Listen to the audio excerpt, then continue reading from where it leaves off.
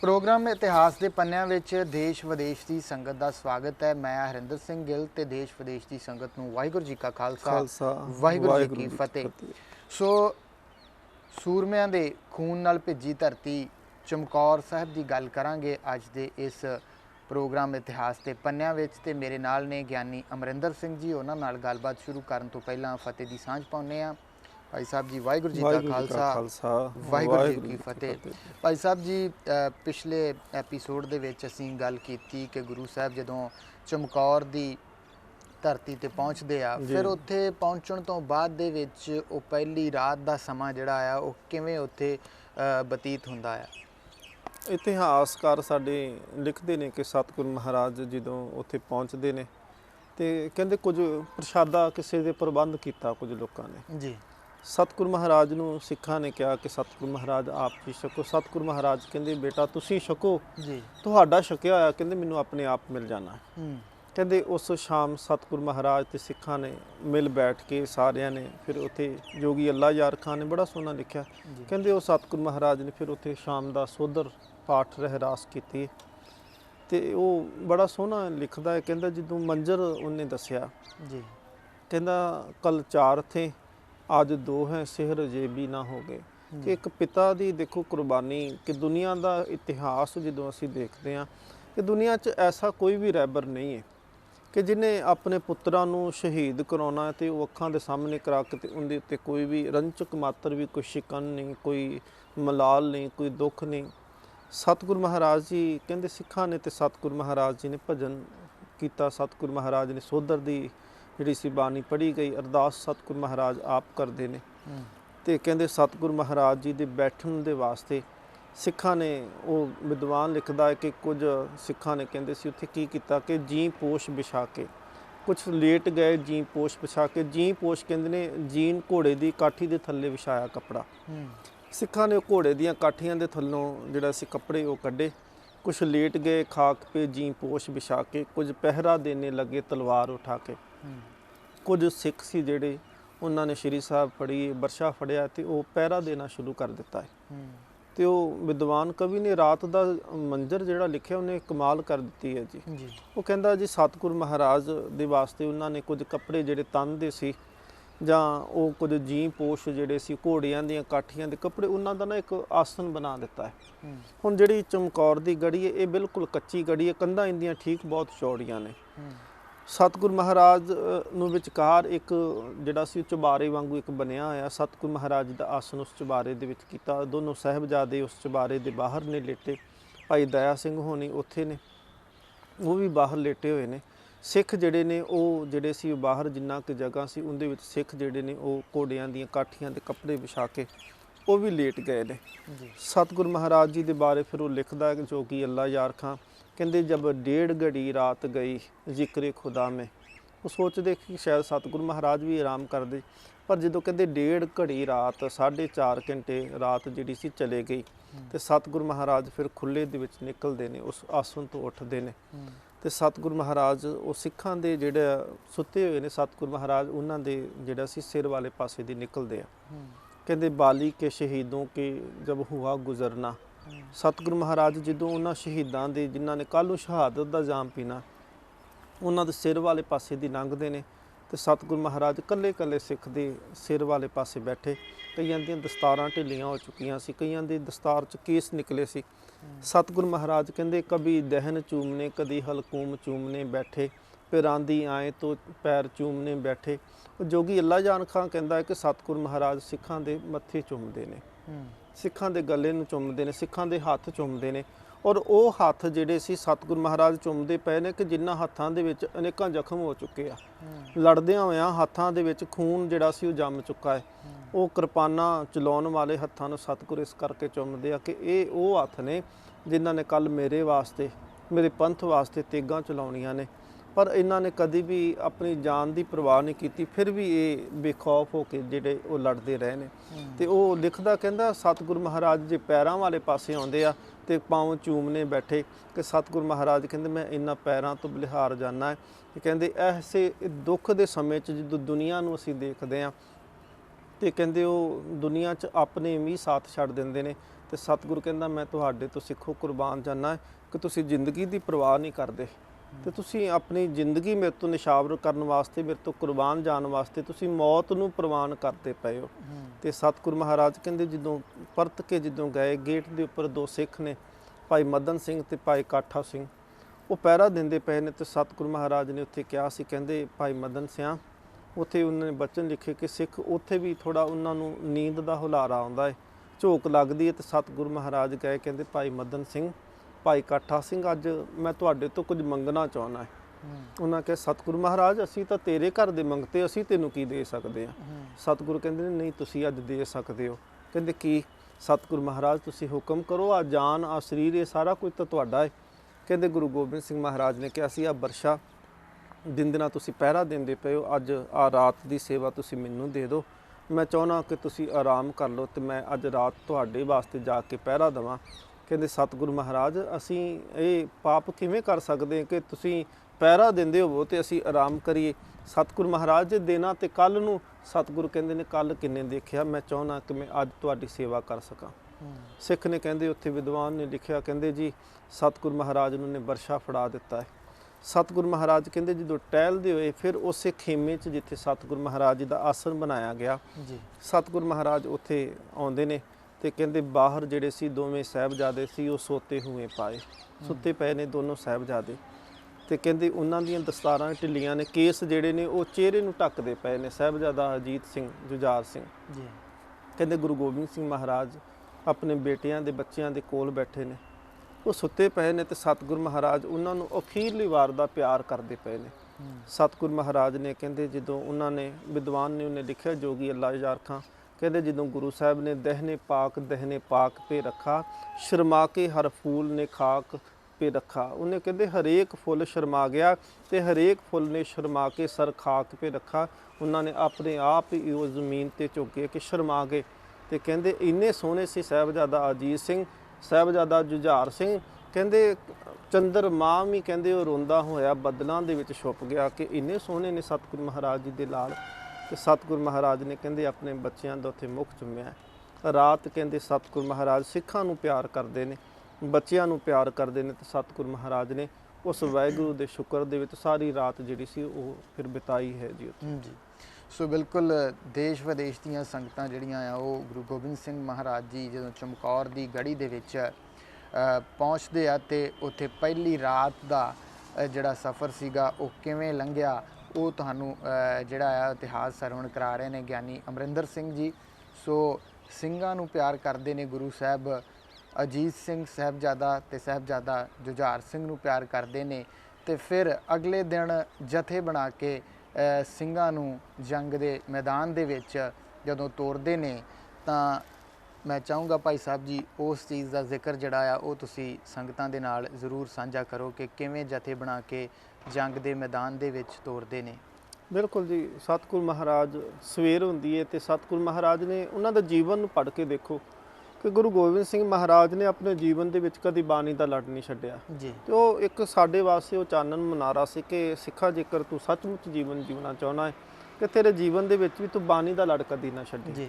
ਸਤਿਗੁਰ ਨੇ ਦੇਖੋ ਕਿੰਨਾ ਔਖਾ ਸਮਾਂ ਹੈ, ਆਨੰਦਪੁਰ ਸਾਹਿਬ ਦਾ ਜਿਹੜਾ 7 ਮਹੀਨੇ ਦਾ ਸਮਾਂ ਅਸੀਂ ਗਿਣਦੇ ਹਾਂ ਕਿ ਦੁਨੀਆ ਦੇ ਜਿੰਨੇ ਵੀ ਦੁੱਖ ਤਕਲੀਫਾਂ ਮੁਸੀਬਤਾਂ ਦੀ ਅਸੀਂ ਗੱਲ ਕਰੀਏ ਉਹ ਹਰੇਕ ਮੁਸੀਬਤ ਹਰੇਕ ਦੁੱਖ ਜਿਹੜਾ ਉੱਥੇ ਆਇਆ, ਪਰ ਸਤਿਗੁਰ ਮਹਾਰਾਜ ਉੱਥੇ ਵੀ ਤੇ ਸਿੱਖ ਉੱਥੇ ਵੀ ਬਾਣੀ ਦੇ ਨਾਲ ਜੁੜੇ ਆ। ਸਰਸਾ ਨਦੀ ਦਾ ਕੰਢਾ ਹੈ, ਤਿੰਨੇ ਪਾਸੇ ਜੰਗ ਹੁੰਦੀ ਪਈ ਹੈ, ਸਤਿਗੁਰ ਮਹਾਰਾਜ ਉੱਥੇ ਵੀ ਬਾਣੀ ਪੜ੍ਹਦੇ ਨੇ।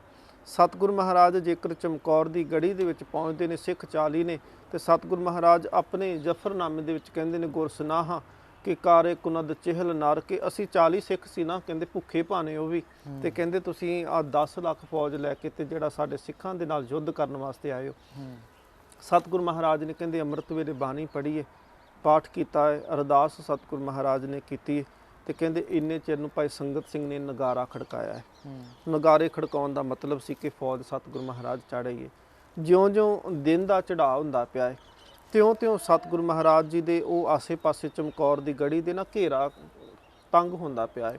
ਉੱਥੇ ਜਮਸ਼ੇਦ ਖਾਂ, ਉੱਥੇ ਨਾਹਰ ਖਾਂ, ਉੱਥੇ ਖਵਾਜਾ ਮਰਦੂਦ ਜਿਹਨੂੰ ਕਿਹਾ ਸਤਿਗੁਰ ਮਹਾਰਾਜ ਨੇ, ਉੱਥੇ ਜਿਹੜੇ ਸੀ ਜਾਨੀ ਖਾਂ, ਮਾਨੀ ਖਾਂ, ਸ਼ੇਰ ਮੁਹੰਮਦ ਖਾਂ, ਨਵਾਬ ਮਲੇਰ ਕੋਟਲਾ, ਵਜ਼ੀਰ ਖਾਂ, ਜੇ ਜ਼ਬਰਦਸਤ ਖਾਂ ਉੱਥੇ, ਜਮਸ਼ੇਦ ਖਾਂ ਔਰ ਜਿੰਨੇ ਰੰਗੜ ਸੀ ਮਲਕਪੁਰ ਦੇ ਰੰਗੜ, ਉਹ ਗੁੱਜਰ ਪਹਾੜੀ ਰਾਜੇ, ਇਹ ਸਾਰੇ ਜਿਹੜੇ ਸਨ ਇਹ ਟੋਟਲ, ਵੈਸੇ ਕਹਿੰਦੇ ਜਿਹੜਾ ਕੱਲਾ ਵਜ਼ੀਰ ਖਾਂ ਸੀ ਨਾ 40,000 ਪੈਦਲ ਤੇ 9,000 ਘੋੜਸਵਾਰ ਉਹਦੀ ਫੌਜ ਦੇ ਵਿੱਚ ਸ਼ਾਮਲ ਸੀ, ਤੇ ਬਾਕੀ ਜਿਹੜੇ ਸੀ ਉਹਨਾਂ ਸਾਰਿਆਂ ਕੋਲ ਕਿੰਨੀ ਫੌਜ ਹੋਏਗੀ ਜੀ।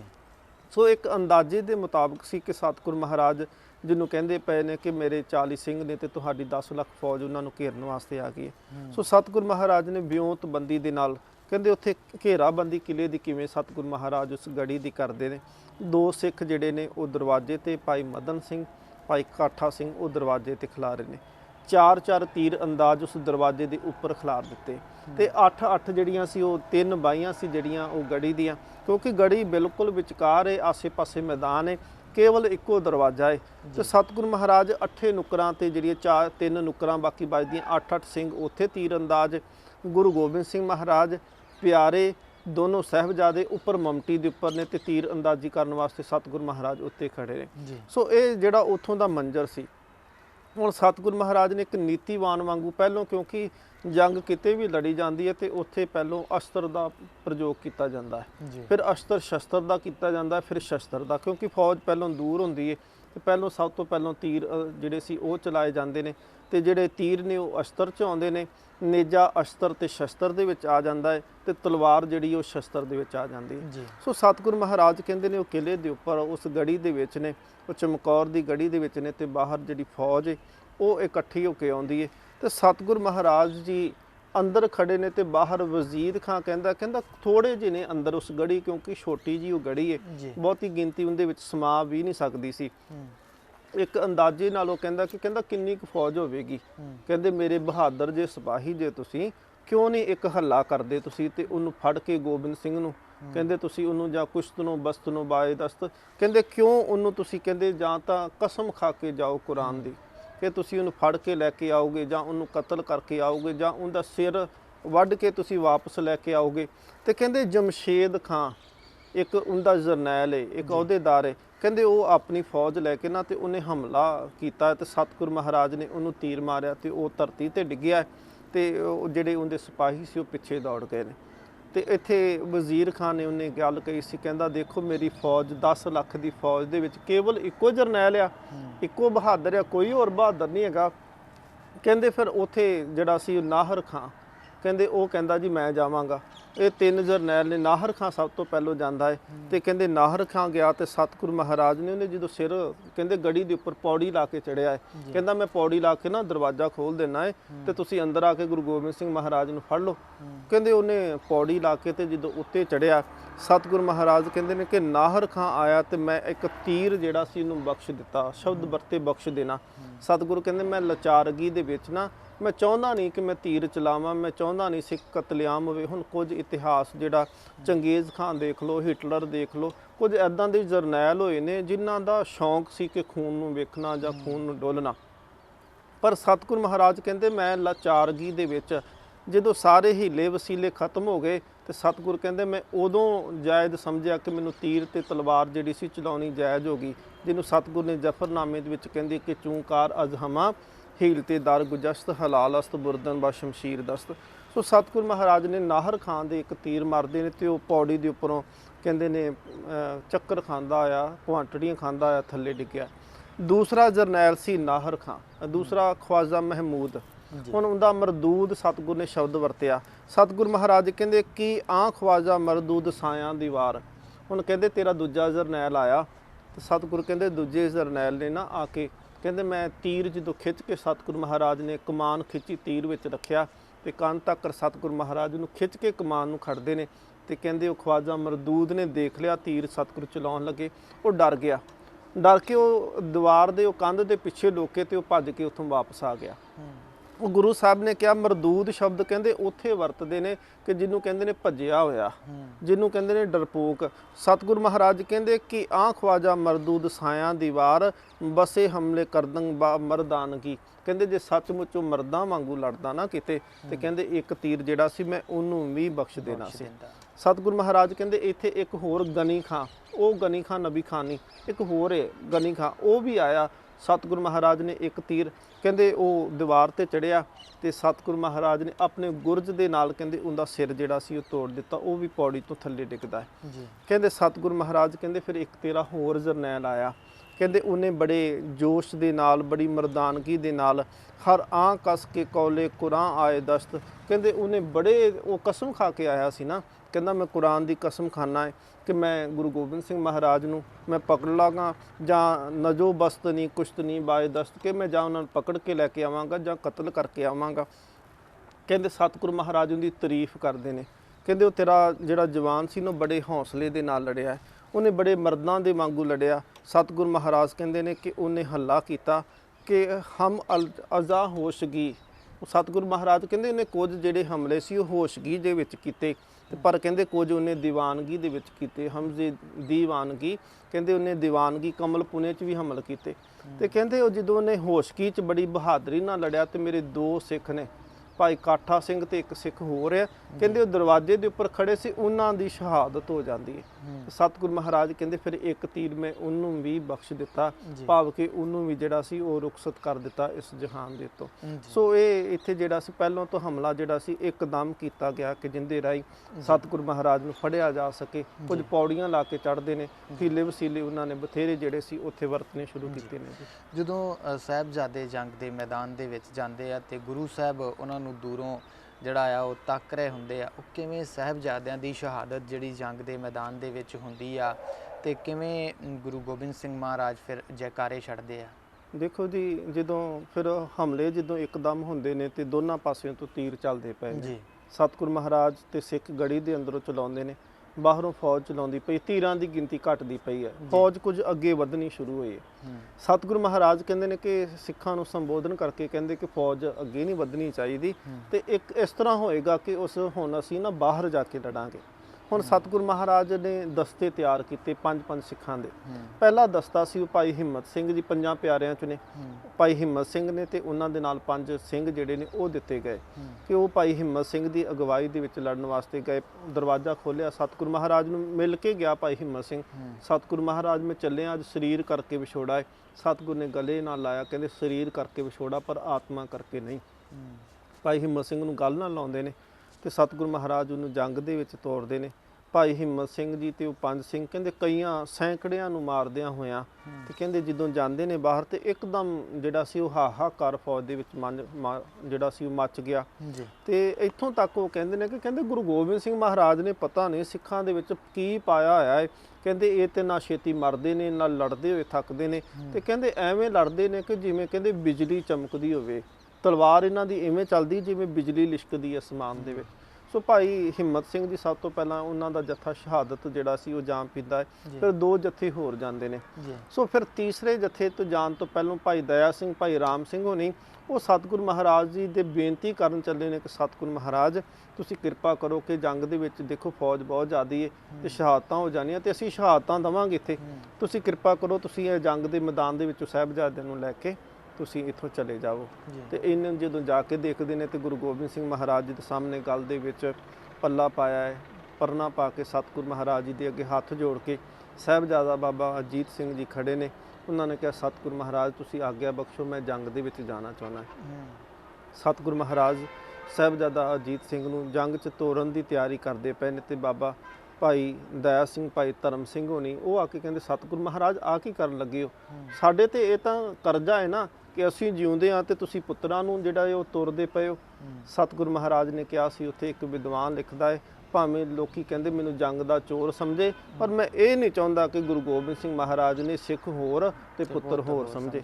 ਸਤਿਗੁਰੂ ਮਹਾਰਾਜ ਫਿਰ ਕਹਿੰਦੇ ਨੇ ਉੱਥੇ ਆਪਣੇ ਪੁੱਤਰ ਨੂੰ ਤੋਰਨ ਤੋਂ ਪਹਿਲਾਂ ਕਿਹਾ ਕਿ ਦੇਖ ਬੇਟਾ ਤੂੰ ਜੰਗ ਭਾਵੇਂ ਬੜੀ ਵਾਰੀ ਲੜੀ ਆ ਪਰ ਆਹ ਦੇਖ ਆਹ ਮੰਜ਼ਰ ਅੱਜ ਇੱਥੇ ਵਾਪਸ ਪਰਤ ਕੇ ਆਉਣ ਦਾ ਕੋਈ ਵੀ ਮੌਕਾ ਨਹੀਂ ਹੈ ਕਿ ਇਹ ਨਹੀਂ ਹੋ ਸਕਦਾ ਕਿ ਜੰਗ ਦੇ ਵਿੱਚੋਂ ਕੋਈ ਬਚ ਕੇ ਆ ਜੇ। ਭਾਵੇਂ ਤੂੰ ਚਮਕੌਰ, ਭਾਵੇਂ ਤੂੰ ਅਨੰਦਪੁਰ ਸਾਹਿਬ ਦੇ ਵਿੱਚ 3 ਵਾਰੀ ਲੜਿਆ, ਭਾਵੇਂ ਇੱਕ ਜਿਹੜਾ ਸੀ ਪੰਡਤ ਬ੍ਰਾਹਮਣ ਦੀ ਕੁੜੀ ਨੂੰ ਤੂੰ ਛੁਡਾ ਕੇ ਲੈ ਕੇ ਆਇਆ ਸੀ, ਪਰ ਅੱਜ ਮੰਜ਼ਿਲ ਅੱਜ ਮਾਹੌਲ ਹੋ ਰਹੇ ਤੇ ਕਹਿੰਦੇ ਦੇਖ ਮੌਤ ਆ ਸਕਦੀ ਏ। ਤੇ ਕਹਿੰਦੇ ਉੱਥੇ ਵਿਦਵਾਨ ਨੇ ਉੱਥੇ ਇੱਕ ਗੱਲ ਕਹੀ ਸੀ, ਕਹਿੰਦਾ ਸਾਹਿਬਜ਼ਾਦਾ ਕਹਿੰਦਾ ਪਿਆ ਸਤਿਗੁਰੂ ਮਹਾਰਾਜ ਗੁਰੂ ਪਿਤਾ ਜੀ ਤੁਸੀਂ ਮੇਰਾ ਨਾਂ ਅਜੀਤ ਸਿੰਘ ਉਸ ਦਿਨ ਰੱਖਿਆ ਸੀ ਜਿਸ ਦਿਨ ਤੁਸੀਂ ਭੰਗਾਣੀ ਦਾ ਯੁੱਧ ਜਿੱਤ ਕੇ ਆਉਂਦੇ ਹੋ।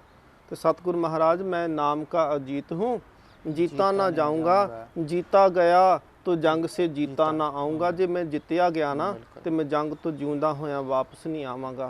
सतगुरु महाराज अपने लखते जिगर ਨੂੰ ਜਿਹੜਾ ਭਾਈ ਹਿੰਮਤ ਸਿੰਘ ਜੀ ਪਹਿਲੋਂ ਸ਼ਹੀਦ ਹੁੰਦੇ ਨੇ, ਭਾਈ ਮੋਹਕਮ ਸਿੰਘ ਨੂੰ ਨਾਲ ਭੇਜਦੇ ਨੇ, 5 ਸਿੰਘ ਦਿੰਦੇ ਨੇ, ਭਾਈ ਮੋਹਕਮ ਸਿੰਘ ਜੀ ਨਾਲ ਜਾਂਦੇ ਆ ਤੇ ਸਤਗੁਰੂ ਮਹਾਰਾਜ ਜੀ ਦਾ ਸਪੁੱਤਰ। ਤੇ ਜਦੋਂ ਭਾਈ ਮੋਹਕਮ ਸਿੰਘ ਜੀ ਜਾਣ ਲੱਗੇ ਤੇ ਉਹਨਾਂ ਦੇ ਚਿਹਰੇ ਤੇ ਖੁਸ਼ੀ ਹੈ। ਗੁਰੂ ਗੋਬਿੰਦ ਸਿੰਘ ਮਹਾਰਾਜ ਕਹਿੰਦੇ ਭਾਈ ਮੋਹਕਮ ਸਿੰਘ ਜੀ ਖੁਸ਼ ਹੋ, ਕਹਿੰਦਾ ਸਤਗੁਰੂ ਮਹਾਰਾਜ ਅੱਜ ਮੈਨੂੰ ਮੌਕਾ ਮਿਲਿਆ ਕਿ ਮੈਂ ਤੇਰੇ ਪੁੱਤਰ ਦੀ ਅਗਵਾਈ ਦੇ ਵਿੱਚ ਜੰਗ ਲੜ ਸਕਾਂ। ਤੇ ਕਹਿੰਦੇ ਉੱਥੇ ਸਤਗੁਰੂ ਮਹਾਰਾਜ ਜੀ ਦਾ ਸਪੁੱਤਰ ਜਾਂਦਾ ਹੈ ਤੇ ਕਹਿੰਦੇ ਸਤਗੁਰੂ ਤੀਰ ਆਪ ਸਤਗੁਰੂ ਨੇ ਸੌਂਪੇ ਨੇ, ਤੀਰਾਂ ਦਾ ਪੱਥਾ ਦਿੱਤਾ ਹੈ, ਕਮਾਨ ਸਤਗੁਰੂ ਮਹਾਰਾਜ ਨੇ ਪਾਈ, ਪਿੱਛੇ ਕਮਰ ਤੇ ਨੇਜਾ ਟੰਗਿਆ ਹੈ ਤੇ ਆਪਣੇ ਕਮਰ ਕੱਸੇ ਦੇ ਵਿੱਚ ਇਹ ਜਿਹੜੀ ਆ ਸ਼ਮਸ਼ੀਰ ਰੱਖੀ ਹੈ। ਕਿਉਂਕਿ ਜੰਗ ਪਹਿਲੋਂ ਜਿਹੜੀ ਸੀ ਉਹ ਤੀਰਾਂ ਨਾਲ ਲੜੀ ਗਈ, ਫਿਰ ਨੇਜੇ ਦੇ ਨਾਲ, ਫਿਰ ਕਿਰਪਾਨ ਨਾਲ। ਪਹਿਲੋਂ ਦੁਸ਼ਮਣ ਦੂਰ ਸੀ ਤੇ ਸਾਹਿਬਜ਼ਾਦਾ ਅਜੀਤ ਸਿੰਘ ਤੇ ਸਿੱਖ ਤੀਰ ਚਲਾਉਂਦੇ ਨੇ। ਜਿਉਂ-ਜਿਉਂ ਲਾਗੇ ਆ ਤੀਰ ਖਤਮ ਹੋਏ, ਫਿਰ ਸਾਹਿਬਜ਼ਾਦਾ ਬਾਬਾ ਅਜੀਤ ਸਿੰਘ ਤੇ ਸਿੱਖ ਜਿਹੜੇ ਨੇ ਉਹ ਫਿਰ ਨੇਜੇ ਦੇ ਨਾਲ ਲੜਦੇ ਨੇ। ਕਹਿੰਦੇ ਇੱਥੇ ਇੱਕ ਨਾ ਹੋਰ ਜਰਨੈਲ ਹੈ, ਉਹ ਮਲੇਰਕੋਟਲੇ ਵਾਲਿਆਂ ਦੇ ਪਰਿਵਾਰ ਦੇ ਵਿੱਚੋਂ ਹੈ, ਉਹਦਾ ਨਸ਼ਤਰ ਅਲੀ ਨਾਮ ਲਿਖਿਆ ਵਿਦਵਾਨਾਂ ਨੇ। ਕਹਿੰਦੇ ਨਸ਼ਤਰ ਅਲੀ ਉਹਨੇ ਸੰਜੋ ਸਰੀਰ ਦੇ ਉੱਤੇ ਪਹਿਨੀ ਹੋਈ ਹੈ ਤੇ ਕਹਿੰਦੇ ਬੜੀ ਬਹਾਦਰੀ ਨਾਲ ਸਾਹਿਬਜ਼ਾਦਾ ਅਜੀਤ ਸਿੰਘ ਨਾਲ ਲੜਦਾ ਪਿਆ ਹੈ, ਸਾਰਾ ਸਰੀਰ ਲੋਹੇ ਦੇ ਵਿੱਚ ਮੜਿਆ ਹੈ। ਸਾਹਿਬਜ਼ਾਦਾ ਅਜੀਤ ਸਿੰਘ ਜੀ ਨੇ ਕਹਿੰਦੇ ਰਕਾਬਾਂ ਦੇ ਉੱਤੇ, ਘੋੜੇ ਦੀਆਂ ਰਕਾਬਾਂ ਤੇ ਪੈਰ ਰੱਖ ਕੇ ਨਾ ਉੱਚੇ ਹੋ ਕੇ ਬੜੀ ਜ਼ੋਰ ਦੀ ਨੇਜਾ ਮਾਰਿਆ ਤੇ ਲੋਹੇ ਦੀ ਜਿਹੜੀ ਸੰਜੋ ਪੈਣੀ ਸੀ ਉਹਦੇ ਆਰ ਪਾਰ ਜਿਹੜਾ ਸੀ ਉਹ ਵਰਸ਼ਾ ਕਰਤਾ। ਉਹ ਜਰਨੈਲ ਧਰਤੀ ਤੇ ਡਿੱਗਿਆ ਤੇ ਕਹਿੰਦੇ ਧਰਤੀ ਤੇ ਡਿੱਗਣ ਤੋਂ ਬਾਅਦ ਵਿੱਚ ਕਹਿੰਦੇ ਉਹ ਜਦੋਂ ਨੇਜਾ ਬਾਹਰ ਖਿੱਚਦੇ ਨੇ ਤੇ ਉਹਦਾ ਅਗਲਾ ਲੋਹੇ ਦਾ ਹਿੱਸਾ ਸੀ ਉਹ ਟੁੱਟ ਗਿਆ ਤੇ ਕੇਵਲ ਡਾਂਗ ਹੱਥ 'ਚ ਰਹਿ ਗਈ। ਫਿਰ ਬਾਬਾ ਅਜੀਤ ਸਿੰਘ ਜੀ ਉਹ ਡਾਂਗ ਸੁੱਟ ਕੇ ਤੇ ਕਿਰਪਾਨ ਨੂੰ ਬੇਮਿਆਨ ਕੀਤਾ ਤੇ ਉਸ ਕਿਰਪਾਨ ਦੇ ਨਾਲ ਜਿਹੜਾ ਸੀ ਵੈਰੀਆਂ ਨੂੰ ਜਿਹੜਾ ਸੀ ਸੋਧਣਾ ਸ਼ੁਰੂ ਕੀਤਾ ਹੈ। ਹੁਣ ਉਸ ਫੌਜ ਦੇ ਵਿੱਚ ਜਦੋਂ ਅਸੀਂ ਦੇਖਦੇ ਹਾਂ ਕਿ ਹਰੇਕ ਬੰਦਾ ਚਾਹੁੰਦਾ ਹੈ ਕਿ ਬਾਬਾ ਅਜੀਤ ਸਿੰਘ ਨੂੰ ਮੈਂ ਮਾਰ ਸਕਾਂ, ਮੈਂ ਬਾਅਦ ਵਿੱਚ ਸੂਬੇਦਾਰ ਵਜ਼ੀਰ ਖਾਨ ਨੂੰ ਕਹਾਂਗਾ ਕਿ ਮੈਂ ਕਤਲ ਕੀਤਾ ਗੁਰੂ ਗੋਬਿੰਦ ਸਿੰਘ ਮਹਾਰਾਜ ਜੀ ਦੇ ਪੁੱਤਰ ਨੂੰ। ਕਹਿੰਦੇ ਉਹ ਚਾਹੁੰਦੇ ਸੀ ਕਿ ਮੈਂ ਕਤਲ ਕਰ ਸਕਾਂ। ਹੁਣ ਹਰੇਕ ਬੰਦਾ ਉੱਥੇ ਤੀਰ ਚਲਾਉਂਦਾ ਹੈ, ਹਰੇਕ ਬੰਦਾ ਉੱਥੇ ਵਾਰ ਕਰਦਾ ਹੈ ਕਿ ਮੈਂ ਗੁਰੂ ਗੋਬਿੰਦ ਸਿੰਘ ਮਹਾਰਾਜ ਜੀ ਦੇ ਸਪੁੱਤਰ ਨੂੰ ਮੈਂ ਮਾਰ ਸਕਾਂ।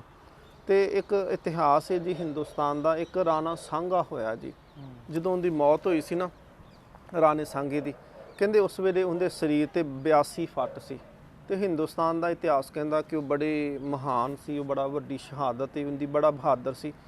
ਹੁਣ ਸਤਿਗੁਰੂ ਮਹਾਰਾਜ ਜੀ ਦਾ ਸਪੁੱਤਰ ਦੀ ਸ਼ਹਾਦਤ ਹੋਣੀ ਹੈ, ਕਹਿੰਦੇ ਕਿਰਪਾਨ ਵੀ ਖੁੰਡੀ ਹੋ ਚੁੱਕੀ ਆ, ਵਰਸ਼ਾ ਟੁੱਟ ਚੁੱਕਾ ਹੈ। ਹੁਣ ਕਹਿੰਦੇ ਇੱਕ ਪਾਸੇ ਵਰਸ਼ਾ ਟੁੱਟ ਚੁੱਕਾ ਹੈ, ਇਸ ਪਾਸੇ ਕਿਰਪਾਨ ਖੁੰਡੀ ਹੋ ਚੁੱਕੀ ਆ, ਤੀਰ ਮੁੱਕ ਚੁੱਕੇ ਨੇ ਤੇ ਦੁਸ਼ਮਣ ਜਿਹੜਾ ਅਜੇ ਵੀ ਲਾਗੇ ਨਹੀਂ ਆਉਂਦਾ ਪਿਆ, ਦੁਸ਼ਮਣ ਨਹੀਂ ਲਾਗੇ ਆਉਂਦਾ ਪਿਆ। ਹੁਣ ਕਹਿੰਦੇ ਨੇ ਦੁਸ਼ਮਣ ਨਹੀਂ ਲਾਗੇ ਆਉਂਦਾ, ਕਹਿੰਦੇ ਇੰਨੇ ਨੂੰ ਨਾ ਇੱਕ ਜਿਹੜਾ ਸੈਯਦਾਂ ਦੇ ਵਿੱਚੋਂ ਹੈ, ਜਿਹੜਾ ਜਲਾਲੂਦੀਨ, ਜਿਹੜਾ ਗੁਰੂ ਤੇਗ ਬਹਾਦਰ ਮਹਾਰਾਜ ਜੀ ਦੇ ਸੀਸ ਜਿਹੜਾ ਉਤਾਰਦਾ ਹੈ, ਉਹ ਸਮਾਨੇ ਦਾ ਜਲਾਦ ਸੀ। ਕਹਿੰਦੇ ਉਹ ਜਲਾਲੂਦੀਨ ਦਾ ਭਤੀਜਾ ਪੋਤਰਾ ਲੱਗਦਾ ਹੈ ਜੀ ਇਹ। ਕਹਿੰਦੇ ਇਹਨੇ ਹਮਲਾ ਕੀਤਾ, ਪਿੱਛੋਂ ਦੀ ਇੱਕ ਬਰਸ਼ੇ ਨਾਲ ਹਮਲਾ ਕੀਤਾ ਹੈ। ਸਾਹਿਬਜ਼ਾਦਾ ਅਜੀਤ ਸਿੰਘ ਜੀ ਦੇ ਸਰੀਰ ਦੇ ਉਹ ਬਰਸ਼ਾ ਆਰ ਪਾਰ ਹੋਇਆ। ਸਾਹਿਬਜ਼ਾਦਾ ਜੀ ਘੋੜੇ ਦੇ ਉੱਪਰੋਂ ਚੱਕਰ ਖਾ ਕੇ ਥੱਲੇ ਡਿੱਗਦੇ ਨੇ ਤੇ ਸਾਹਿਬਜ਼ਾਦਾ ਅਜੀਤ ਸਿੰਘ ਜੀ ਦੀਆਂ ਜਿਹੜੀਆਂ ਸੀ ਆਂਦਰਾਂ ਬਾਹਰ ਆਉਂਦੀਆਂ ਨੇ ਤੇ ਸਤਿਗੁਰੂ ਮਹਾਰਾਜ ਜੀ ਦੇ ਸਪੂਤ ਦੀ ਸ਼ਹਾਦਤ ਹੁੰਦੀ ਹੈ। ਤੇ ਉਧਰੋਂ ਜਦੋਂ ਦੇਖਿਆ ਜਾਂਦਾ ਨਾ, ਸਾਡੇ ਉਹਨਾਂ ਦੇ ਸਰੋਤ ਕਹਿੰਦੇ ਪਏ ਨੇ ਕਿ ਜਦੋਂ ਸਾਹਿਬਜ਼ਾਦਾ ਅਜੀਤ ਸਿੰਘ ਦੀ ਸ਼ਹਾਦਤ ਹੋਈ ਤੇ ਉਹਨਾਂ ਦੇ ਸਰੀਰ ਦੇ ਉੱਪਰ ਕਿ ਤਕਰੀਬਨ ਕਹਿੰਦੇ 370-72 ਫੱਟ ਲੱਗੇ ਹੋਏ ਸੀ ਤੀਰ ਦੇ, ਤਲਵਾਰ ਦੇ। ਕਹਿੰਦੇ ਇੰਨੇ ਜ਼ਖਮ ਸੀ ਸਰੀਰ ਦੇ ਉੱਪਰ ਕਿ ਲੜਦਿਆਂ ਹੋਇਆਂ ਜਿਨ੍ਹਾਂ ਨੇ ਸ਼ਹਾਦਤ ਪ੍ਰਾਪਤ ਕੀਤੀ, ਬਿਨਾਂ ਸੰਜੋਗ ਤੋਂ ਉਹ ਲੜਦੇ ਰਹੇ। ਤੇ ਗੁਰੂ ਗੋਬਿੰਦ ਸਿੰਘ ਮਹਾਰਾਜ ਉਹ ਚਮਕੌਰ ਦੀ ਗੜੀ ਦੇ ਵਿੱਚ ਖੜੇ ਹੋ ਕੇ ਉਹ ਕਹਿੰਦੇ ਨੇ ਸ਼ਾਬਾਸ਼ ਪਿਦਰ ਸ਼ਾਬਾਸ਼, ਕਿਆ ਖੂਬ ਲੜੇ ਹੋ। ਕਹਿੰਦੇ ਕਿਉਂ ਲੜਦਾ ਵੀ ਕਿਉਂ ਨਾ, ਕਹਿੰਦੇ ਗੁਰੂ ਗੋਬਿੰਦ ਸਿੰਘ ਕੇ ਬੜੇ ਸਪੂਤ ਬੜੇ ਹੋ। ਕਹਿੰਦੇ ਤੂੰ ਗੁਰੂ ਗੋਬਿੰਦ ਸਿੰਘ ਦਾ ਵੱਡਾ ਪੁੱਤਰ ਸੀ, ਤੂੰ ਇੰਨੀ ਬਹਾਦਰੀ ਨਾਲ ਲੜਦਾ ਕਿਉਂ ਨਾ, ਤੂੰ ਗੁਰੂ ਗੋਬਿੰਦ ਸਿੰਘ ਮਹਾਰਾਜ ਜੀ ਦਾ ਪੁੱਤਰ ਸੀ। ਤੇ ਸਤਿਗੁਰੂ ਮਹਾਰਾਜ ਚਮਕੌਰ ਦੀ ਗੜੀ ਦੇ ਵਿੱਚ ਖਲੋ ਕੇ ਪੁੱਤਰ ਦੀ ਸ਼ਹਾਦਤ ਦੇਖਦੇ ਨੇ ਤੇ ਦੂਰੋਂ ਉੱਥੋਂ ਜਕਾਰਾ ਜਿਹੜਾ ਸੀ ਚਮਕੌਰ ਦੀ ਗੜੀ ਦੇ ਵਿੱਚੋਂ ਬੁਲਾਉਂਦੇ ਨੇ ਤੇ ਗੜੀ ਜਿਹੜੀ ਆ ਉਹ ਗੂੰਜ ਪੈਂਦੀ ਇੱਕ ਵਾਰੀ ਜੀ। ਸਾਹਿਬਜ਼ਾਦਾ ਜੁਝਾਰ ਸਿੰਘ ਜਦੋਂ ਜੰਗ ਦੇ ਮੈਦਾਨ ਦੇ ਵਿੱਚ ਜਾਂਦੇ ਨੇ, ਉਹਨਾਂ ਨੂੰ ਤੋਰਦੇ ਨੇ, ਉਹਨਾਂ ਦੀ ਸ਼ਹਾਦਤ ਜਿਹੜੀ ਆ ਉਹ ਕਿਵੇਂ ਹੁੰਦੀ ਆ, ਤਾਂ ਫਿਰ ਚਮਕੌਰ ਦੀ ਗੜੀ ਜਿਹੜੀ ਆ ਉਸ ਨੂੰ ਛੱਡਣ ਦਾ ਕਦੋਂ ਛੱਡਿਆ ਗਿਆ? ਫਿਰ ਦੇਖੋ ਜੀ, ਜਦੋਂ ਵੱਡੇ ਸਾਹਿਬਜ਼ਾਦੇ ਦੀ ਸ਼ਹਾਦਤ ਹੁੰਦੀ ਬਾਬਾ ਅਜੀਤ ਸਿੰਘ ਜੀ ਦੀ, ਤੇ ਕਹਿੰਦੇ ਅਜੇ ਸਿੱਖ ਅਜੇ ਕਹਿੰਦੇ ਨੇ ਕਿ ਸਤਿਗੁਰੂ ਮਹਾਰਾਜ ਨੂੰ ਬੇਨਤੀ ਕਰਦੇ ਆ ਕਿ ਸਤਿਗੁਰੂ ਮਹਾਰਾਜ ਤੁਸੀਂ ਕਿਰਪਾ ਕਰੋ, ਹੁਣ ਇੱਕ ਬਚਿਆ ਤੇ ਤੁਸੀਂ ਲੈ ਕੇ ਚਲੇ ਜਾਓ। ਕਹਿੰਦੇ ਇੰਨੇ ਦੇਰ ਨੂੰ ਸਾਹਿਬਜ਼ਾਦਾ ਜੁਝਾਰ ਸਿੰਘ ਉਹ ਵੀ ਜਾ ਕੇ ਸਤਿਗੁਰੂ ਨੂੰ ਬੇਨਤੀ ਕਰਦੇ ਨੇ। ਜੋਗੀ ਅੱਲਾ ਯਾਰ ਖਾਨ ਲਿਖਦਾ ਹੈ ਕਿ ਭਾਈ ਸੇ ਵਿਛੜ ਕਰ ਹमें ਜੀਣਾ ਨਹੀਂ ਆਤਾ, ਖਾਣਾ ਨਹੀਂ ਬਾਤਾ, ਪੀਣਾ ਨਹੀਂ ਬਾਤਾ। ਕਹਿੰਦੇ ਮੈਂ ਭਰਾ ਤੋਂ ਵਿਛੜ ਕੇ ਜਿਉਂਦਾ ਨਹੀਂ ਰਹਿ ਸਕਦਾ, ਮੇਰਾ ਭਰਾ ਸ਼ਹਾਦਤ ਪ੍ਰਾਪਤ ਕਰ ਗਿਆ ਹੈ ਤੇ ਕਹਿੰਦੇ ਸਾਡੇ ਮਨ ਦੇ ਵਿੱਚ ਵੀ ਆ ਕਿ ਮੈਂ ਵੀ ਸ਼ਹਾਦਤ ਪ੍ਰਾਪਤ ਕਰਾਂ। ਸਤਿਗੁਰੂ ਮਹਾਰਾਜ ਕਹਿੰਦੇ ਬੇਟਾ ਦੇਖ ਉਹਨੇ ਤਾਂ ਕਈ ਜੰਗਾਂ ਲੜੀਆਂ ਨੇ, ਇਹ ਸਿਨਕਾ ਖੇਲ, ਇਹ ਸਰੀਰ ਤੇਰੀ ਖੇਡਣ ਦੀ ਉਮਰ ਹੈ ਨਾ, ਤੂੰ ਕਦੀ ਵੀ ਜੰਗ ਦੇ ਵਿੱਚ ਨਹੀਂ ਲੜਿਆ ਤੇ ਦੇਖ ਕਿਤੇ ਇਹ ਜਿਹੜਾ ਤਲਵਾਰਾਂ ਦੇ ਤੀਰਾਂ ਦੇ ਉੱਤੇ ਵਾਰ ਹੋਣੇ ਤੇ ਤੇਰਾ ਸਰੀਰ ਨਾਜ਼ੁਕ ਹੈ। ਤੇ ਕਹਿੰਦੇ ਉੱਥੇ ਸਾਹਿਬਜ਼ਾਦੇ ਨੇ ਕਿਹਾ ਸੀ ਕਿਆ ਹੁਆ ਸਤਿਗੁਰੂ, ਤੇਗ ਚਲਾਣਾ ਨਹੀਂ ਆਤਾ, ਆਗੇ बढ़ कर ਤੇਗ ਪਰ ਸਰ ਰੱਖਣਾ ਤੋਂ ਆਤਾ ਹੈ। ਕਹਿੰਦੇ ਮੈਂ ਸਿਰ ਤੇ ਰੱਖ ਸਕਦਾ ਨਾ ਤੇਗ ਦੇ ਉੱਤੇ, ਜੇ ਮੈਨੂੰ ਤੇਗ ਚਲਾਉਣੀ ਨਹੀਂ ਆਉਂਦੀ। ਤੇ ਕਹਿੰਦੇ ਸਤਿਗੁਰੂ ਮਹਾਰਾਜ ਨੇ ਫਿਰ ਆਪਣੇ ਛੋਟੇ ਸਪੁੱਤਰ ਨੂੰ ਤੀਰ ਬਖਸ਼ੇ ਨੇ। ਉਹਨੂੰ ਕਹਿੰਦੇ ਨੇ ਇਹ ਤੀਰ ਨਾ ਸਮਝੀ, ਇਹ ਦਾਦਾ ਦੀ ਤੂੰ ਜਿਹੜਾ ਸੀ ਉਹ ਆਸ਼ੀਰਵਾਦ ਸਮਝੀ। ਸਤਿਗੁਰੂ ਮਹਾਰਾਜ ਛੋਟੀ ਜੀ ਕਿਰਪਾਨ ਦਿੰਦੇ ਨੇ, ਕਹਿੰਦੇ ਇਹਨੂੰ ਮੇਰੀ ਕਿਰਪਾਨ, ਕਹਿੰਦੇ ਇਹ ਵੀ ਤੇਰੇ ਵਾਸਤੇ ਆਸ਼ੀਰਵਾਦ ਹੈ ਤੇ ਜਿੰਨੇ ਇਹਦੇ ਨਾਲ ਮਰਨ ਕਹਿੰਦੇ ਉਹਨਾਂ ਨੂੰ ਇਹ ਨਾ ਸਮਝੀ ਕਿ ਉਹ ਧਰਮੀ ਨੇ ਕੋਈ, ਕਹਿੰਦੇ ਜੋ ਇਨਸੇ ਮਰੇ ਉਹਨੇ ਬੇਪੀਰ ਸਮਝਣਾ। ਤੇ ਸਤਿਗੁਰੂ ਮਹਾਰਾਜ ਤੋਰਨ ਤੋਂ ਪਹਿਲਾਂ ਆਪਣੇ ਬੱਚੇ ਨੂੰ ਸੀਨੇ ਨਾਲ ਲਾ ਕੇ ਕਹਿੰਦੇ ਨੇ ਕਿ ਦੇਖ ਜਦੋਂ ਬਾਬਾ ਅਜੀਤ ਸਿੰਘ ਤੁਰਦੇ ਨੇ ਤੇ ਉਹ ਭਰਾ ਨੂੰ ਜੱਫੀ ਪਾ ਕੇ ਮਿਲਦੇ ਨੇ, ਬਾਬਾ ਅਜੀਤ ਸਿੰਘ ਬਾਬਾ ਜੁਝਾਰ ਸਿੰਘ ਨੂੰ ਮਿਲਦੇ ਨੇ। ਤੇ ਸਤਿਗੁਰੂ ਮਹਾਰਾਜ ਹੁਣ ਬਾਬਾ ਜੁਝਾਰ ਸਿੰਘ ਨੂੰ ਸੀਨੇ ਨਾਲ ਲਾ ਕੇ ਕਹਿੰਦੇ ਬੇਟਾ ਮੇਰੀ ਇੱਕ ਖਾਹਿਸ਼ ਆ, ਮੇਰੀ ਇੱਕ ਤਮੰਨਾ ਹੈ ਕਿ ਤੂੰ ਪੂਰੀ ਕਰੇਗਾ। ਤੇ ਉਹ ਵਿਦਵਾਨ ਉਹ ਕਵੀ ਲਿਖਦਾ ਜੋਗੀ ਅੱਲਾ ਯਾਰ ਖਾਂ, ਕਹਿੰਦੇ ਸਤਿਗੁਰੂ ਮਹਾਰਾਜ ਕਹਿੰਦੇ ਬੇਟਾ ਖਾਹਿਸ਼ ਹੈ तुम्हें तेग चलाते हुए देखें, आँख से तुम्हें बर्शी खाते हुए देखें। मेरी ख्वाहिश है, मेरी तमन्ना कि तू तेग चलाਉਂਦਾ ਹੋਵੇਂ ਤੇ ਛਾਤੀ ਤੇਰੀ ਹੋਵੇ ਤੇ ਦੁਸ਼ਮਣ ਦੀ ਬਰਸ਼ੀ ਹੋਵੇ ਤੇ ਤੇਰੀ ਸ਼ਹਾਦਤ ਹੁੰਦੀ ਮੈਂ ਆਪਣੀਆਂ ਅੱਖਾਂ ਨਾਲ ਤੱਕ ਸਕਾਂ। ਸੋ ਬੇਟੇ ਨੂੰ ਤੋਰਦੇ ਨੇ, ਨਾਲ ਜੱਥਾ ਪੰਜਾਂ ਸਿੰਘਾਂ ਦਾ ਜਿਹੜਾ ਸੀ ਉਹ ਤੋਰਿਆ ਗਿਆ। ਭਾਈ ਸਾਹਿਬ ਸਿੰਘ ਉਹਨਾਂ ਨੂੰ ਨਾਲ ਤੋਰਿਆ ਗਿਆ। ਉੱਥੇ ਪੰਜਾਂ ਪਿਆਰਿਆਂ ਚੋਂ ਜਿਹੜੇ ਸਾਹਿਬ ਜਿਹੜੇ ਨੇ ਭਾਈ ਸਾਹਿਬ ਨੇ, ਕਹਿੰਦੇ ਸਤਿਗੁਰੂ ਮਹਾਰਾਜ ਫਿਰ ਤੋਰਦੇ ਨੇ ਤੇ ਫੌਜ ਜਿਹੜੀ ਸੀ ਉਹ ਅੱਗੇ ਵੱਧਦੀ ਹੈ ਤੇ ਸਤਿਗੁਰੂ ਮਹਾਰਾਜ ਤੀਰਾਂ ਦਾ ਕਹਿੰਦੇ ਉੱਤੋਂ ਮੀਂਹ ਵਰਾ ਦਿੱਤਾ। ਸਤਿਗੁਰੂ ਚਾਹੁੰਦੇ ਸੀ ਕਿ ਕੋਈ ਇਹ ਨਾ ਕਵੇ ਕਿ ਅਸੀਂ ਗੁਰੂ ਗੋਬਿੰਦ ਸਿੰਘ ਮਹਾਰਾਜ ਦੇ ਸਪੁੱਤਰ ਨੂੰ ਗੜੀ ਚੋਂ ਨਿਕਲਦਿਆਂ ਹੀ ਢਾਹ ਲਿਆ। ਕਹਿੰਦੇ ਸਤਿਗੁਰੂ ਮਹਾਰਾਜ ਨੇ ਇੰਨੀ ਕੁ ਜਗ੍ਹਾ ਬਣਾਤੀ ਕਿ ਮੈਂ ਚਾਹੁੰਦਾ ਕਿ ਜਿੱਥੇ ਬਾਬਾ ਅਜੀਤ ਸਿੰਘ ਜੀ ਸ਼ਹਾਦਤ ਪ੍ਰਾਪਤ ਕਰਦੇ ਆ ਤੇ ਮੇਰਾ ਦੂਸਰਾ ਪੁੱਤਰ ਉਸ ਤੋਂ ਵੀ ਅੱਗੇ ਵੱਧ ਕੇ ਲੜੇ ਤੇ ਉੱਥੇ ਜਾ ਕੇ ਸ਼ਹਾਦਤ ਪ੍ਰਾਪਤ ਕਰੇ। ਸੋ ਸਤਿਗੁਰੂ ਮਹਾਰਾਜ ਜੀ ਦਾ ਸਾਹਿਬਜ਼ਾਦਾ ਬੜੀ ਬਹਾਦਰੀ ਨਾਲ ਲੜਦਾ ਹੈ। ਤੇ ਕਹਿੰਦੇ ਉੱਥੇ ਜੋਗੀ ਅੱਲਾ ਯਾਰ ਖਾਨ ਲਿਖਦਾ ਹੈ, ਕਹਿੰਦੇ ਮੰਜ਼ਰ ਇਦਾਂ ਸੀ ਕਿ ਹਾਹਾਕਾਰ ਹੀ ਨਹੀਂ, ਕਹਿੰਦੇ ਬਚ ਕੇ ਲੜੋ, ਇਹ ਗੁਰੂ ਗੋਬਿੰਦ ਸਿੰਘ ਮਹਾਰਾਜ ਦਾ ਸਪੁੱਤਰ ਹੈ ਛੋਟਾ ਜਿਹਾ ਪਰ ਕਹਿੰਦੇ ਇੰਨੀ ਬਹਾਦਰੀ ਨਾਲ ਲੜਦਾ ਹੈ। ਕਹਿੰਦੇ ਇਹਨੇ ਕਈਆਂ ਨੂੰ ਜ਼ਖਮੀ ਕਰ ਦਿੱਤਾ ਤੇ ਕਈਆਂ ਨੂੰ ਮੌਤ ਦੇ ਘਾਟ ਉਤਾਰ ਦਿੱਤਾ। ਤੇ ਕਹਿੰਦੇ ਉਹ ਸਾਹਿਬਜ਼ਾਦਾ ਲੜਿਆ ਬੜੀ ਬਹਾਦਰੀ ਨਾਲ। ਤੇ ਕਹਿੰਦੇ ਇੱਥੇ ਲੜਦਿਆਂ ਕਿ ਉਹਨੇ ਇੱਕ ਨਕਸ਼ਾ ਖਿੱਚਿਆ, ਕਹਿੰਦੇ ਉਹ ਆਪਣੇ ਭਰਾ ਦਾ ਸਰੀਰ ਦੇਖਿਆ ਤੇ ਕਹਿੰਦੇ ਘੋੜੇ ਤੋਂ ਉਤਰ ਆਇਆ ਤੇ ਕਹਿੰਦੇ ਤਲਵਾਰ ਦੇ ਨਾਲ ਤਸਕੀਨ ਬੁਝਾਈ। ਉਹਨੇ ਆਪਣੇ ਪਿਤਾ ਜੀ ਧੰਨ ਗੁਰੂ ਗੋਬਿੰਦ ਸਿੰਘ ਮਹਾਰਾਜ ਨੂੰ ਤਲਵਾਰ ਦੇ ਨਾਲ ਸਲਾਮੀ ਦਿੱਤੀ ਹੈ ਕਿਉਂਕਿ ਤਲਵਾਰ ਖੁੰਡੀ ਹੋ ਚੁੱਕੀ ਹੈ। ਇਹਨਾਂ ਨੂੰ ਕਹਿੰਦੇ ਇੱਕ ਤੀਰ ਆ ਕੇ ਸਾਹਿਬਜ਼ਾਦੇ ਦੀ ਛਾਤੀ ਦੇ ਜਿਗਰ ਦੇ ਆਰ ਪਾਰ ਹੋਇਆ ਤੇ ਕਹਿੰਦੇ ਤੀਰ ਐਵੇਂ ਆਰ ਪਾਰ ਹੋਇਆ ਜਿਵੇਂ ਫੁੱਲ ਗੁਲਾਬ ਦਾ ਫੁੱਲ ਹੋਵੇ ਤੇ ਉਹਦੇ ਵਿੱਚੋਂ ਕੰਢੇ ਨਿਕਲ ਆਉਂਦੇ ਆ ਨਾ, ਕੰਢੇ ਹੁੰਦੀਆਂ ਪੱਤੀਆਂ ਨੂੰ ਚੀਰ ਕੇ ਨਿਕਲ ਆਉਂਦੇ। ਕਹਿੰਦੇ ਨਾਜ਼ੁਕ ਜਿਹਾ ਸਰੀਰ ਤੇ ਕਹਿੰਦੇ ਸਾਹਿਬਜ਼ਾਦੇ ਦੇ ਸਰੀਰ ਦੇ ਵਿੱਚੋਂ ਕਈ ਤੀਰ ਜਿਹੜੇ ਸੀ ਉਹਨਾਂ ਨੇ ਦੁਸ਼ਮਣ ਨੇ ਆਰ ਪਾਰ ਕਰ ਦਿੱਤੇ ਤੇ ਬਾਬਾ ਜੁਝਾਰ ਸਿੰਘ ਦੀ ਸ਼ਹਾਦਤ ਫਿਰ ਉਹ ਆਪਣੇ ਭਰਾ ਦੇ ਕੋਲ ਹੁੰਦੀ ਹੈ ਜਿੱਥੇ ਉਹਨਾਂ ਦਾ ਸਰੀਰ ਹੈ। ਸੋ ਉੱਥੇ ਹੀ ਸ਼ਹਾਦਤ ਹੁੰਦੀ ਹੈ ਤੇ ਸਤਿਗੁਰੂ ਮਹਾਰਾਜ ਕਹਿੰਦੇ ਨੇ ਕਿ ਮੇਰਾ ਤੂੰ ਸੱਚਮੁੱਚ ਦੇਖ ਤੂੰ ਮੇਰੇ ਪੰਥ ਦਾ ਖਵਈਆ ਸੀ, ਮੇਰੀ ਬੇੜੀ ਦਾ ਤੂੰ ਮਲਾਹ ਸੀ। ਸਤਿਗੁਰੂ ਕਹਿੰਦੇ ਨੇ ਸੀਸ ਭੇਟ ਕਰੋ ਚਲੇ ਧਰਮ ਕੀ ਨਈਆ ਕਿ ਬੇਟਾ ਜਾਓ, ਤੈਨੂੰ ਮੈਂ ਜੰਗ 'ਚ ਤੋਰਦਾ ਪਿਆ ਹੈ, ਕਰਤਾਰ ਤੈਨੂੰ ਲੜਨ ਦੀ ਤਾਕਤ ਬਖਸ਼ੇ ਤੇ ਕਰਤਾਰ ਤੈਨੂੰ ਸ਼ਹੀਦ ਹੋਣ ਦਾ ਵੀ ਬਲ ਬਖਸ਼ੇ। ਅਰਦਾਸ ਉੱਥੇ ਇਹ ਕੀਤੀ ਤੇ ਸਤਿਗੁਰੂ ਮਹਾਰਾਜ ਜਦੋਂ ਪੁੱਤਰ ਸ਼ਹੀਦ ਹੁੰਦੇ ਨੇ ਤੇ ਦੁਨੀਆ ਦਾ ਇਤਿਹਾਸ ਪੜ੍ਹ ਕੇ ਵੇਖੋ, ਮੁਹੰਮਦ ਸਾਹਿਬ ਦੀ ਇੱਕ ਈਸਾਈ ਘਰ ਵਾਲੀ ਸੀ ਤੇ ਉਹਦਾ 6 ਮਹੀਨੇ ਦਾ ਬੱਚਾ ਬਿਮਾਰ ਹੋ ਕੇ ਮਰ ਗਿਆ ਤੇ ਮੁਹੰਮਦ ਸਾਹਿਬ ਦੀ ਦਾੜੀ ਜਿਹੜੀ ਸੀ ਉਹ ਅਥਰੂਆਂ ਨਾਲ ਭਿੱਜ ਗਈ ਸੀ ਕਿ ਪੁੱਤਰ ਦੇ ਵਿਯੋਗ ਦੇ ਵਿੱਚ।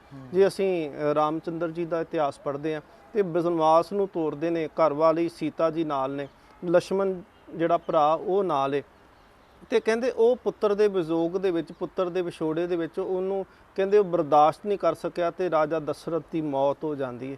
ਇਤਿਹਾਸ ਦੇ ਵਿੱਚ ਅਨੇਕਾਂ ਐਸੇ ਪ੍ਰਮਾਣ ਨੇ। ਯੂਸਫ ਕੋ ਕਿ ਜਿਹੜਾ ਸੀ ਉਹ ਯਾਕੂਬ ਕੋ ਯੂਸਫ ਕੇ ਵਿਛੜਨੇ ਨੇ ਰੁਲਾਇਆ, ਜਿਹੜਾ ਯਕੂਬ ਤੇ ਯੂਸਫ ਨੇ ਇਹ ਇਬਰਾਹੀਮ ਦੇ ਪਰਿਵਾਰ ਦੇ ਵਿੱਚੋਂ ਨੇ। ਇਸਹਾਕ ਦਾ ਪੁੱਤਰ ਹੈ ਯਕੂਬ, ਉਹਦਾ ਪੁੱਤਰ ਹੈ ਜਾਂ ਗਾਂ ਯੂਸਫ। ਸੋ ਕਹਿੰਦੇ ਨੇ ਉਹ ਪਰਿਵਾਰ ਕੋਈ ਵੀ ਐਸਾ ਨਹੀਂ ਦੁਨੀਆ ਦੇ ਵਿੱਚ ਕਿ ਪਿਤਾ ਆਪਣੇ ਪੁੱਤਰ ਦੀ ਮੌਤ ਦੇਖ ਸਕੇ। ਜੇ ਅਭਿਮਨਯੂ ਨੂੰ ਦੇਖਦੇ ਤੇ ਅਰਜੁਨ ਤੀਰ ਸੁੱਟ ਦਿੰਦਾ ਮੈਦਾਨੇ ਜੰਗ 'ਚ, ਕਹਿੰਦਾ ਮੈਂ ਲੜ ਨਹੀਂ ਸਕਦਾ, ਮੇਰਾ ਪੁੱਤਰ ਮਰ ਗਿਆ, ਮੈਂ ਲੜ ਕੇ ਕੀ ਕਰਨਾ। ਸੋ ਗੁਰੂ ਦੁਨੀਆ ਦੇ ਇਤਿਹਾਸ ਦੇ ਵਿੱਚ ਪਹਿਲੀ ਵਾਰੀ ਇਸ ਤਰ੍ਹਾਂ ਹੋਇਆ ਸੀ ਕਿ ਗੁਰੂ ਗੋਬਿੰਦ ਸਿੰਘ ਮਹਾਰਾਜ ਆਪਣੇ ਪੁੱਤਰਾਂ ਦੀ ਸ਼ਹਾਦਤ ਦੇਖਦੇ ਨੇ ਤੇ ਸਤਿਗੁਰੂ ਮਹਾਰਾਜ ਕਹਿੰਦੇ ਨੇ ਸ਼ੁਕਰ ਆ ਕਿ ਹੇ ਪ੍ਰਮਾਤਮਾ ਆ ਜਿਹੜੇ ਕਹਿੰਦੇ ਤੂੰ 4 ਦਿੱਤੇ ਸੀ 2 ਸੀ ਤੇ ਸਿਹਰ ਜੇ ਵੀ ਨਾ ਹੋਗੇ। ਸੱਚਮੁੱਚ ਕਹਿੰਦੇ ਉਹ ਸਵੇਰ ਸੀ ਕਿ ਗੁਰੂ ਗੋਬਿੰਦ ਸਿੰਘ, ਇੱਕ ਵਿਦਵਾਨ ਕਵੀ ਨੇ ਬੜਾ ਸੋਹਣਾ ਲਿਖਿਆ, ਕਹਿੰਦਾ 2 ਸੁਤ ਰਹੇ ਘਰ ਬਨ ਕੋ ਸਿਧਾਰੇ ਦੋਏ, ਦਸ਼ਰਤ ਗਿਰ ਕਰ ਪ੍ਰਾਨ ਕੋ ਨਿਕਾਰਾ ਹੈ।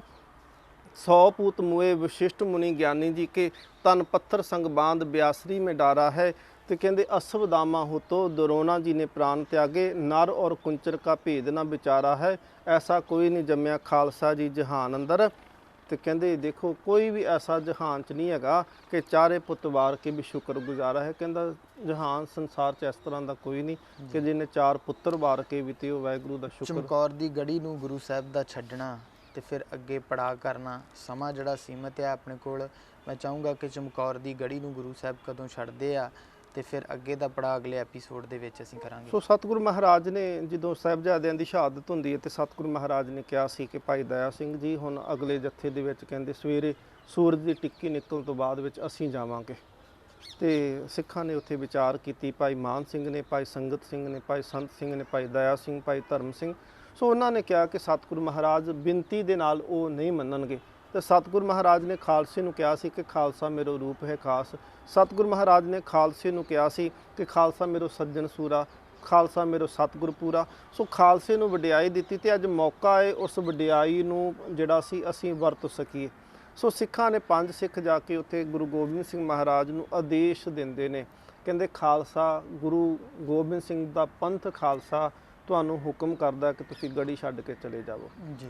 ਸਤਿਗੁਰੂ ਮਹਾਰਾਜ ਨੇ ਕਿਹਾ ਮੈਂ ਇਸ ਤਰ੍ਹਾਂ ਨਹੀਂ ਛੱਡ ਕੇ ਜਾਵਾਂਗਾ, ਮੈਂ ਬਹਾਦਰੀ ਦੇ ਨਾਲ ਛੱਡ ਕੇ ਜਾਵਾਂਗਾ। ਕੱਲ ਨੂੰ ਕੋਈ ਇਹ ਨਾ ਕਵੇ ਕਿ ਗੁਰੂ ਗੋਬਿੰਦ ਸਿੰਘ ਮਹਾਰਾਜ ਡਰਦਿਆਂ ਹੋਇਆਂ ਛੱਡ ਕੇ ਗਏ ਸੀ। ਕਹਿੰਦੇ ਪਰ ਇੱਕ ਗੱਲ ਹੋਰ ਸਤਿਗੁਰੂ ਨੇ ਕਹੀ, ਕਹਿੰਦੇ ਗੜੀ ਮੈਂ ਇਕੱਲਾ ਨਹੀਂ ਛੱਡਾਂਗਾ, ਮੇਰੇ ਨਾਲ ਸਿੱਖ ਵੀ ਜਾਣਗੇ। 3 ਸਿੱਖ ਲਏ ਨੇ, ਭਾਈ ਦਇਆ ਸਿੰਘ, ਭਾਈ ਧਰਮ ਸਿੰਘ ਤੇ ਭਾਈ ਮਾਨ ਸਿੰਘ। ਇਹਨਾਂ 3 ਸਿੱਖਾਂ ਨੂੰ ਨਾਲ ਸਤਿਗੁਰੂ ਮਹਾਰਾਜ ਨੇ ਲੈਂਦੇ ਨੇ। ਭਾਈ ਸੰਗਤ ਸਿੰਘ ਤੇ ਭਾਈ ਸੰਤ ਸਿੰਘ ਗੜੀ ਦੇ ਵਿੱਚ ਨੇ। ਸੰਗਤ ਸਿੰਘ ਦਾ ਜਿਹੜਾ ਸਤਿਗੁਰੂ ਮਹਾਰਾਜ ਜੀ ਦਾ ਜਿਹੜਾ ਸਰੂਪ ਹੈ ਨਾ ਬਿਲਕੁਲ ਨੁਹਾਰ ਹੈ। ਭਾਈ ਸੰਗਤ ਸਿੰਘ ਦੀ ਬਿਲਕੁਲ ਮਿਲਦੀ ਹੋਈ ਹੈ। ਵੈਸੇ ਤਾਂ 40 ਸਿੰਘ ਉਹ ਵੀ ਗੁਰੂ ਵਰਗੇ ਸੀ ਪਰ ਉਹ ਜਿਹੜਾ ਬਾਹਰੀ ਦਿੱਖ ਸੀ ਨਾ ਭਾਈ ਸੰਗਤ ਸਿੰਘ ਦੀ ਗੁਰੂ ਗੋਬਿੰਦ ਸਿੰਘ ਮਹਾਰਾਜ ਨਾਲ ਮਿਲਦੀ ਹੈ। ਤੇ ਸਤਿਗੁਰੂ ਮਹਾਰਾਜ ਨੇ ਆਪਣੀ ਕਲਗੀ ਆਪਣਾ ਚੋਲਾ ਜਿਹੜਾ ਸੀ ਉਹ ਭਾਈ ਸੰਗਤ ਸਿੰਘ ਨੂੰ ਦਿੱਤਾ ਹੈ। ਤੇ ਸਤਿਗੁਰੂ ਮਹਾਰਾਜ ਨੇ ਕਿਹਾ ਸੀ ਸਿੱਖਾਂ ਨੂੰ ਕਿ ਗੜੀ ਛੱਡਣੀ ਹੈ। ਸਤਿਗੁਰੂ ਨੇ ਉੱਥੇ ਤਾੜੀ ਵੀ ਮਾਰੀ ਹੈ, ਗੁਰਦੁਆਰਾ ਤਾੜੀ ਸਾਹਿਬ ਮੌਜੂਦ ਹੈ ਜੀ। ਸਤਿਗੁਰੂ ਮਹਾਰਾਜ ਨੇ ਉੱਥੇ ਤਾੜੀ ਮਾਰ ਕੇ ਤੇ ਇਹ ਕਿਹਾ ਸੀ ਕਿ ਹਿੰਦ ਪੀਰ ਮੇਰ ਵਰਦ, ਕਿ ਹਿੰਦ ਦਾ ਪੀਰ ਗੁਰੂ ਗੋਬਿੰਦ ਸਿੰਘ ਮਹਾਰਾਜ ਚੱਲਿਆ ਜੇ ਕਿਸੇ 'ਚ ਹਿੰਮਤ ਹੈ ਤੇ ਸਤਿਗੁਰੂ ਮਹਾਰਾਜ ਨੂੰ ਰੋਕ ਲਓ। ਸਤਿਗੁਰੂ ਮਹਾਰਾਜ ਨੇ ਫਿਰ ਇਸ ਤਰੀਕੇ ਨਾਲ ਗੜੀ ਉੱਥੋਂ ਛੱਡਦੇ ਨੇ। ਤੇ ਇਤਿਹਾਸਕਾਰ ਨੇ ਜਦੋਂ ਲਿਖਿਆ ਗਿਆ ਨੇ ਸੋਹਣ ਸਿੰਘ ਸ਼ੀਤਲ ਲਿਖਦੇ ਨੇ ਗੁਰੂ ਗੋਬਿੰਦ ਸਿੰਘ ਮਹਾਰਾਜ ਅਜੇ ਮੈਦਾਨੇ ਜੰਗ 'ਚੋਂ ਲੰਘਦੇ ਨੇ, ਜੋੜਾ ਸਤਿਗੁਰੂ ਮਹਾਰਾਜ ਨੇ ਉਤਾਰਿਆ ਹੈ ਤੇ ਕਹਿੰਦੇ ਪੈਰ ਅੜਿਆ ਹੈ। ਉਹਨਾਂ ਨੇ ਬਚਨ ਇਹੀ ਕਹੇ, ਪੈਰ ਅੜਿਆ ਉਹਨਾਂ ਦਾ। ਤੇ ਸਤਿਗੁਰੂ ਮਹਾਰਾਜ ਪਲਟ ਕੇ ਦੇਖਿਆ, ਬਿਜਲੀ ਲਿਸ਼ਕੀ ਤੇ ਸਾਹਿਬਜ਼ਾਦੇ ਬਾਬਾ ਅਜੀਤ ਸਿੰਘ, ਬਾਬਾ ਜੁਝਾਰ ਸਿੰਘ ਦਾ ਸਰੀਰ ਹੈ। ਤੇ ਸਤਿਗੁਰੂ ਮਹਾਰਾਜ ਨੂੰ ਜਿਵੇਂ ਉਹ ਸਰੀਰ ਬੋਲ ਕੇ ਕਹਿੰਦੇ ਹੁਣ ਕਿ ਬਾਪੂ ਸਾਡੇ ਵੱਲ ਤੱਕ ਕੇ ਦੇਖ, ਸਾਡੀ ਛਾਤੀ ਨੂੰ ਦੇਖੇਗਾ ਤੇ ਤੇਰਾ ਮਾਨ ਸਿਰ ਉੱਚਾ ਹੋ ਜਾਏਗਾ। ਅਸੀਂ ਤੇਰੀ ਪੱਗ ਨੂੰ ਦਾਗ ਨਹੀਂ ਲਾਇਆ, ਜਿੰਨੇ ਵਾਰ ਖਾਦੇ ਅਸੀਂ ਪਿੱਠ 'ਚ ਨਹੀਂ, ਅਸੀਂ ਛਾਤੀ ਤੇ ਵਾਰ ਖਾ ਕੇ ਸ਼ਹਾਦਤਾਂ ਪ੍ਰਾਪਤ ਕੀਤੀਆਂ। ਭਾਈ ਦਇਆ ਸਿੰਘ ਨਾਲ ਨੇ। ਭਾਈ ਦਇਆ ਸਿੰਘ ਕਹਿੰਦੇ ਨੇ ਸਤਿਗੁਰੂ ਮਹਾਰਾਜ ਮੇਰਾ ਦਿਲ ਕਰਦਾ ਹੈ ਕਿ ਸਾਹਿਬਜ਼ਾਦਿਆਂ ਦੇ ਸੀਸ ਕੱਪੜੇ ਨਾਲ ਢੱਕ ਦੇਵਾਂ। ਕਹਿੰਦਾ ਭਾਈ ਦਇਆ ਸਿੰਘ, ਗੁਰੂ ਗੋਬਿੰਦ ਸਿੰਘ ਮਹਾਰਾਜ ਕਹਿੰਦੇ ਭਾਈ ਦਇਆ ਸਿੰਘ ਜੀ ਇੰਨਾ ਕੱਪੜਾ ਹੈ ਤੇ ਪਹਿਲੋਂ ਉਹਨਾਂ ਸਿੱਖਾਂ ਦੇ ਸਰੀਰ ਢੱਕੋ। ਮੈਂ ਤੁਹਾਡੇ ਵਿੱਚ ਤੇ ਆਪਣੇ ਪੁੱਤਰਾਂ 'ਚ ਕਿਦੋਂ ਫਰਕ ਸਮਝਿਆ ਸੀ। ਤੇ ਉੱਥੇ ਇੱਕ ਗੱਲ ਕਈ ਵਿਦਵਾਨ, ਇੱਕ ਕਵੀ ਲਿਖਦਾ ਕਿ ਦਇਆ ਸਿੰਘਾ ਕਿਉਂ ਪਾਈ ਜਾਨਾ ਮੋਹ ਦੀਆਂ ਤੰਦੀਆਂ, ਖਾਲਸੇ ਦੀ ਵਾਟਾਂ ਅਜੇ ਹੋਰ ਵੀ ਨੇ ਲੰਮੀਆਂ। ਸਤਿਗੁਰੂ ਮਹਾਰਾਜ ਕਹਿੰਦੇ ਮੋਹ ਦੀਆਂ ਤੰਦੀਆਂ ਨਾ ਪਾ ਦਇਆ ਸਿੰਘ, ਖਾਲਸੇ ਦੀਆਂ ਵਾਟਾਂ ਬਹੁਤ ਲੰਮੀਆਂ ਨੇ ਤੇ ਤੂੰ ਇੱਥੇ ਚਾਹੁੰਦਾ ਕਿ ਮੈਂ ਪੁੱਤਰ ਮੋਹ ਦੇ ਵਿੱਚ। ਸਤਿਗੁਰੂ ਮਹਾਰਾਜ ਕਹਿੰਦੇ ਇਹ ਤਾਂ ਇਮਾਨਤ ਸੀ ਸਿਰਫ ਅਦਾ ਮੈਂ ਕੀਤੀ ਹੈ। ਸੋ ਸਤਿਗੁਰੂ ਮਹਾਰਾਜ ਉੱਥੋਂ ਫਿਰ ਇਸ ਤਰੀਕੇ ਨਾਲ ਚਮਕੌਰ ਦੀ ਗੜੀ ਜੀ ਛੇੜੀ ਸੀ, ਉਹ ਰਾਤ ਦੇ ਸਮੇਂ ਸਤਿਗੁਰੂ ਨੇ ਛੱਡੀ ਤੇ ਬੜੇ ਦਲੇਰੀ ਦੇ ਨਾਲ, ਬਹਾਦਰੀ ਦੇ ਨਾਲ ਆਵਾਜ਼ ਦੇ ਕੇ ਲਲਕਾਰ ਕੇ ਸਤਿਗੁਰੂ ਮਹਾਰਾਜ ਉਹ ਗੜੀ ਨੂੰ ਛੱਡ ਕੇ ਜਿਹੜਾ ਸੋ ਬਿਲਕੁਲ ਬਹਾਦਰੀ ਦੇ ਨਾਲ ਆਵਾਜ਼ ਦੇ ਕੇ ਤਾੜੀ ਮਾਰ ਕੇ ਗੁਰੂ ਗੋਬਿੰਦ ਸਿੰਘ ਮਹਾਰਾਜ ਜੀ ਚਮਕੌਰ ਦੀ ਗੜੀ ਜਿਹੜੀ ਆ ਉਹ ਛੱਡਦੇ ਆ। ਅੱਜ ਵੀ ਜਦੋਂ ਤੁਸੀਂ ਦਰਸ਼ਨ ਕਰਨ ਜਾਓ ਤਾਂ ਚਮਕੌਰ ਦੀ ਗੜੀ ਤੋਂ ਇੱਕ ਪਾਸੇ ਗੁਰਦੁਆਰਾ ਤਾੜੀ ਸਾਹਿਬ ਜਿਹੜਾ ਆ ਉਹ ਮੌਜੂਦ ਆ। ਸੋ ਇਸ ਐਪੀਸੋਡ ਦੇ ਵਿੱਚ ਇੰਨਾ ਹੀ। ਅਗਲੇ ਐਪੀਸੋਡ ਦੇ ਵਿੱਚ ਤੁਹਾਨੂੰ ਅੱਗੇ ਦਾ ਇਤਿਹਾਸ ਜਿਹੜਾ ਆ ਉਹ ਸਰਵਣ ਕਰਾਵਾਂਗੇ ਤੇ ਇੱਥੇ ਹੀ ਬੁਲਾਉਂਦੇ ਆ ਫਤਿਹ। ਵਾਹਿਗੁਰੂ ਜੀ ਕਾ ਖਾਲਸਾ, ਵਾਹਿਗੁਰੂ ਜੀ ਕੀ ਫਤਿਹ।